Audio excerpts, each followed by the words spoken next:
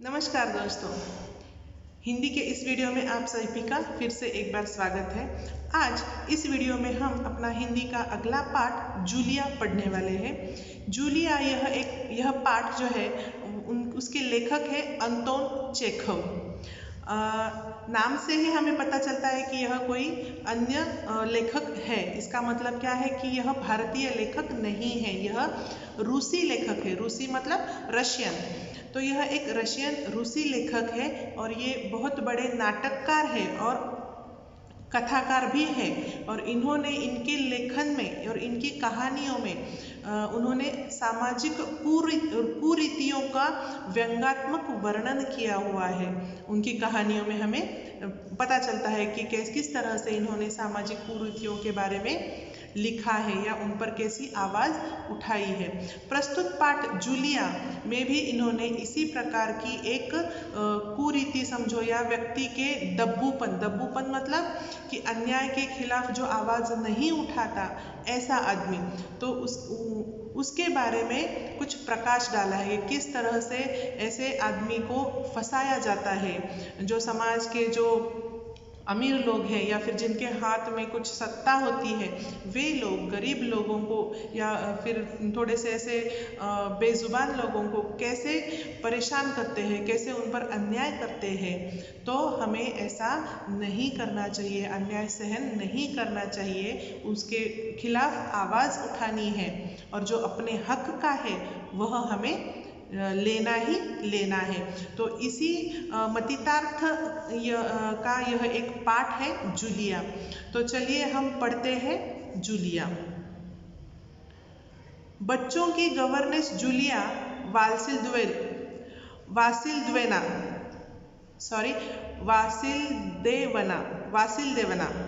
आती है। बच्चों की गवर्नेंस जूलिया वासिलदेवना आती है।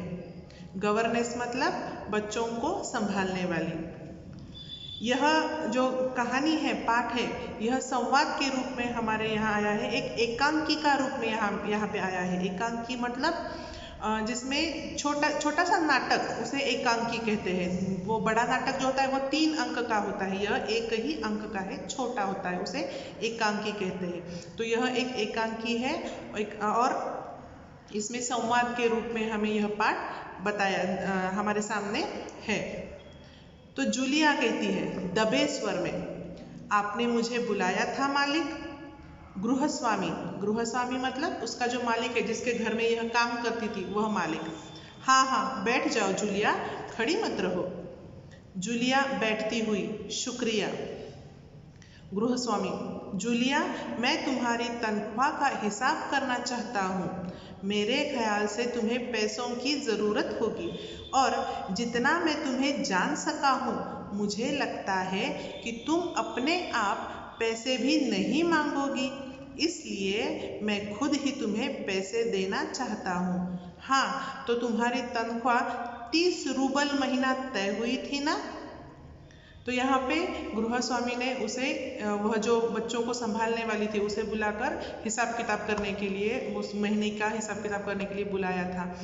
तो वह कहता है कि तुम्हारा जो महीने की तनख्वाह तुम्हारी जो है वह कितनी है? 30 रूबल। रूबल मतलब हमारे कैसे जैसे रुपये होते हैं या फिर डॉलर होता है, वैसे ही रशिया में रूबल होता है। तो वह 30 रूबल है, ऐसा पूछता है।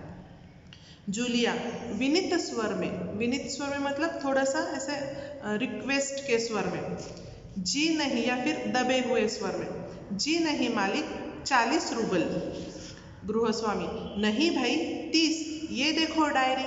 पन्ने पलटते हुए, मैंने इसमें नोट कर रखा है, मैं बच्चों की देखभाल और उन्हें पढ़ाने वाली हर गवर्नेंस को 30 रूबल महीना देता हूँ। तुमसे पहले जो गवर्नेंस थी उसे भी मैं 30 रूबल ही देता था। अच्छा, तो तुम्हें हमारे यहाँ काम करते हुए 2 महीने हुए हैं। जूलिया दबे स्वर में, जी नहीं, 2 महीने 5 दिन। गृहस्वामी, क्या कह रही हो जूलिया? ठीक 2 महीने हुए हैं भाई, मैंने डायरी में सब नोट कर रखा है। हाँ, तो 2 महीने के बनते हैं 60 रूबल। लेकिन 60 रूबल तभी बनते हैं जब महीने में तुमने एक दिन भी छुट्टी ना ली हो। तुमने इतवार को छुट्टी मनाई है, उस दिन तुमने कोई काम नहीं किया, सिर्फ कोल्या को घुमाने के लिए ले गई हो। और ये तो तुम भी मानोगी कि बच्चे को घुमाने के लिए ले जाना कोई काम नहीं होता। इसके अलावा तुमने 3 छुट्टियां और ली है, ठीक है ना। देखिए कैसे यह गृहस्वामी जो है वह उस बच्चों की गवर्नेंस को फंसा रहा है कि कैसे वह पहले तो बोलता है कि 30 रूबल उसका महीना है, किंतु वह 40 रूबल था। फिर वह कहता है कि सिर्फ 2 महीने काम हुआ है, किंतु 5 दिन ऊपर था। फिर बोलता है कि 2 महीने भी पूरे नहीं है, क्यों? क्योंकि तुमने इतवार को छुट्टी मनाई है। तो किस तरह से वह इस जूलिया को फंसा रहा है। और वह जूलिया ठहरी गरीब, और उसका स्वभाव या उसका नेचर भी कैसे थोड़ा सा शांत या फिर घबराने वाला था, तो उसके लिए वो भी कुछ नहीं कह रही थी। तो देखिए आगे कैसे और वह उसको फंसाता है या फिर उसके ऊपर अन्याय करता है। जूलिया दबे स्वर में, जी आप कह रहे हैं तो ठीक, रुक जाती है। गृहस्वामी, अरे भाई मैं क्या गलत कह रहा हूँ? हाँ तो 9 इतवार और 3 छुट्टियां यानी 12 दिन तुमने काम नहीं किया, यानी तुम्हारे 12 रूबल कट गए। उधर कोल्या 4 दिन बीमार रहा और तुमने सिर्फ वान्या को ही पढ़ाया। पिछले हफ्ते शायद 3 दिन दांतों में दर्द रहा था और मेरी पत्नी ने तुम्हें दोपहर के बाद छुट्टी दे दी थी। तो 12 और 7 19। तो आगे और क्या कहता है, ये कोल्या और वान्या जो है उस गृहस्वामी के लड़के हैं, बच्चे हैं, तो उनको पढ़ाने और संभालने का काम ये करती थी जूलिया। तो वो क्या कहता है कि कोल्या तो 3-4 दिन बीमार रहा तो वो भी पैसे कट, फिर उसके दांतों में दर्द था इसलिए दोपहर के बाद छुट्टी दी थी। तो ये सब वो कट कर रहा है, काट रहा है पैसे उसके। 19 नागे हाँ तो भाई, घटाओ 60 में से 19, कितने रहते हैं? 41 रूबल, ठीक है ना। तो 60 में से 41 पर ये आ गया। जूलिया रुआसी हो जाती है रोते स्वर में, जी हाँ। गृहस्वामी डायरी के पन्ने पलटते हुए, हाँ याद आया, 1 जनवरी को तुमने चाय की प्लेट और प्याली तोड़ी थी। प्याली बहुत कीमती थी, मगर मेरे भाग्य में तो हमेशा नुकसान उठाना ही बदा है। मैंने जिसका भला करना चाहा उसने मुझे नुकसान पहुंचाने में कोई कसर नहीं छोड़ी है। खैर मेरा भाग्य। हाँ तो मैं प्याली के 2 रूबल ही काटूंगा, मतलब वो बहुत महंगी है पर सिर्फ 2 रूबल ही मैं काटूंगा, ऐसा कह रहा है। अब देखो, उस दिन तुमने ध्यान नहीं दिया और वहां किसी टहनी की खरोंच लगने से बच्चे की जैकेट फट गई, 10 रूबल उसके लिए। तो बच्चों का कुछ एक्सीडेंट हो जाता है, वैसे ही बच्चों की तरफ ध्यान नहीं दिया, इसकी वजह से उसका जैकेट फटा। तो जैकेट के 10 रूबल भी उसने काट दिए। इसी तरह तुम्हारी लापरवाही की वजह से घर की सफाई करने वाली नौकरानी मारिया ने वान्या के नए जूते चुरा लिए। और एक बात कि उसकी लापरवाही की वजह से, जूलिया की लापरवाही की वजह से नौकरानी ने उसके लड़के के जूते ले लिए, चुरा लिए, तो ये भी वो काटेगा। जूलिया मुश्किल से अपनी रुलाई रोकते हुए, जी सुन रही हूँ। गृहस्वामी, हाँ ठीक है। अब देखो भाई, तुम्हारा काम बच्चों को पढ़ाना और उनकी देखभाल करना है। तुम्हें इसी के तो पैसे मिलते हैं। तुम अपने काम में ढील दोगी तो पैसे कटेंगे या नहीं? मैं ठीक कह रहा हूं ना? तो जूते के 5 रूबल और कट गए, मतलब जूते के 5 रूबल भी और कट गए। और हाँ, 10 जनवरी को मैंने तुम्हें 10 रूबल दिए थे। और ये एक बात और उसने इसमें डाल दी कि 10 रूबल कभी दिए थे। जूलिया लगभग रोते हुए, जी नहीं, आपने नहीं, आगे नहीं कह पाती। तो जूलिया रुआसी हो गई बेचारी। जब 80 रुपये उसके हाथ में आने चाहिए थे तो कट करके ये तो बहुत कम अमाउंट उसकी होने लगी और वह कुछ कह ही नहीं पाई। गृहस्वामी बोलता है फिर आगे, अरे मैं क्या झूठ बोल रहा हूँ? मैं डायरी में हर चीज नोट कर लेता हूँ। तुम्हें यकीन न हो तो दिखाऊं डायरी? डायरी के पन्ने यूं ही पलटने लगता है। फिर जूलिया कहती है आंसू पोंछती हुई, आप कह रहे तो आपने दे ही दिए होंगे। गृहस्वामी कड़े स्वर में, दिए होंगे नहीं, दिए हैं। ठीक है, घटाओ 27 41 में से बचे 14। क्यों, ठीक है ना हिसाब? जूलिया कहती है आंसू पीती हुई कांपती आवाज में, मुझे अभी तक एक ही बार कुछ पैसे मिले थे और वो मालकिन ने दिए थे, सिर्फ 3 रूबल, ज्यादा नहीं। तो इतने कहाँ 80 रूबल और कहाँ 14 रूबल।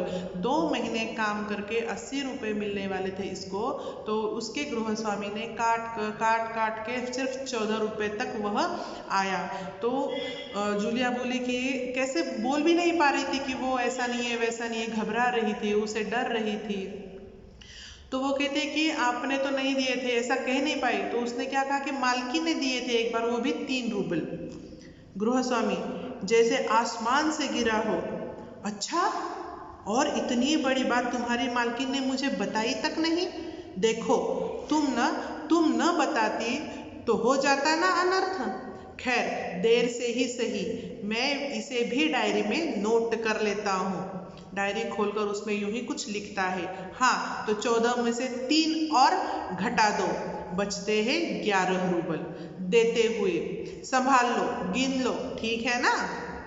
तो बेचारी को 80 रूबल की जगह उसने सिर्फ उसके हाथ में 11 रूबल टिका दिए।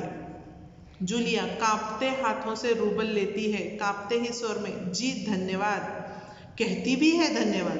गृहस्वामी अपना गुस्सा नहीं संभाल पाता, ऊंचे स्वर में लगभग चिल्लाते हुए, तुम मुझे धन्यवाद दे रही हो जूलिया, जबकि तुम अच्छी तरह जानती हो कि मैंने तुम्हें ठग लिया है, तुम्हें धोखा दिया है, तुम्हारे पैसे हड़प लिए हैं और तुम इसके बावजूद मुझे धन्यवाद दे रही हो?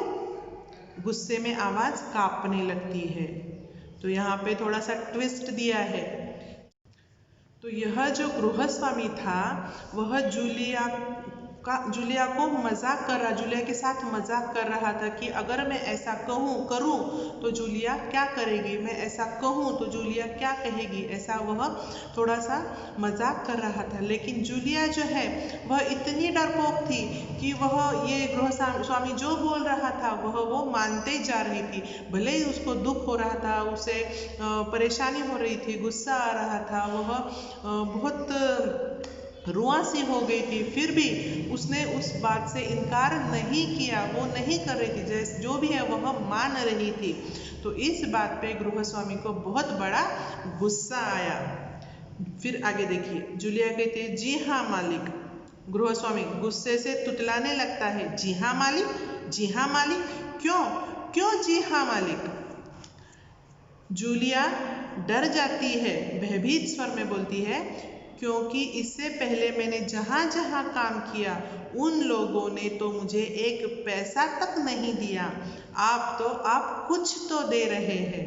देखिए क्या परिस्थिति है जूलिया की, कि जूलिया फिर भी कुछ क्यों नहीं कह रही है, क्योंकि वो कह रही है कि इससे पहले जहाँ जहाँ उसने काम किया उन लोगों ने तो इसे कुछ भी नहीं दिया, एक पैसा भी नहीं दिया, आप कुछ तो दे रहे हो, इसलिए वह चुप है।